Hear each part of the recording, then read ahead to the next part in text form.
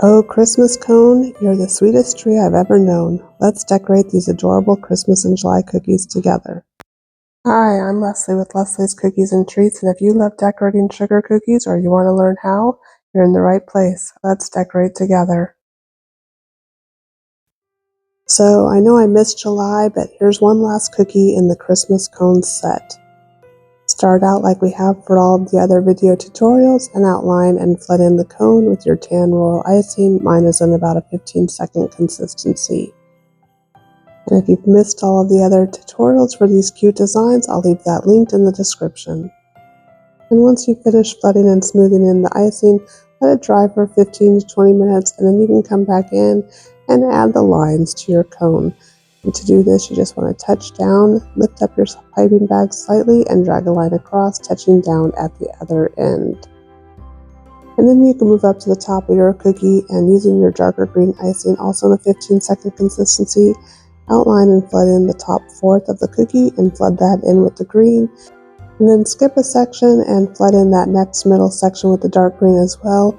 Once again, you want to use your scribe or your toothpick to settle this icing down and pop any air bubbles and shape it if you need to. And then I'm going to add a few little red sprinkles here, and I'll leave a link in the description for all of the supplies that I used. And then I'll set this cookie aside to dry for another 15 to 20 minutes before coming back in with my lighter green icing and filling in the remaining two sections. I'll just outline and flood in this section. Don't worry if you overlap the darker green, it's going to be perfectly fine. And then I'll use my scribe to settle this down, and we'll go back in and add a few of the sprinkles. And then finally, we'll fill in the bottom section also with the lighter green icing, overlapping the cookie cone just a little bit. And this icing doesn't need to be as smooth because we're going to go back in and add some texture to it later so that it looks like the bottom of an actual ice cream scoop. And we're going to let that dry while we come back up to the top, and I attempt to make a very bad star at the top of this tree. I don't know what I was thinking, but I'm going to try to fix it.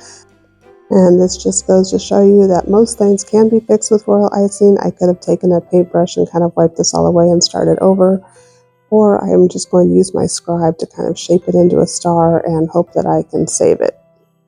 And then once the bottom layer of green icing has set up, I'm going to come back in with a dampened paintbrush where I've wiped off all of the water and a squiggle of the green icing, and I'm just going to kind of tap gently up and down because my icing is not all the way dry underneath. I want to make sure I'm very gentle and careful, and then kind of just make a textured look to the bottom of this ice cream cone. And if you get any of the texture on the layer where you don't want it, just take a dampened paintbrush and wipe it away.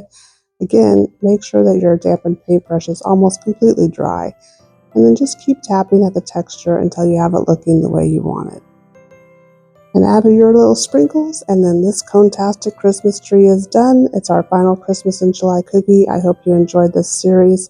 I'll leave a link, as I said, to all the other video tutorials. They're super fun and super cute, and a big thank you to Cuddly Cute Designs for sharing her design with me. And if you enjoyed this tutorial, please hit that like and subscribe button. I have new tutorials all the time. Let's decorate together.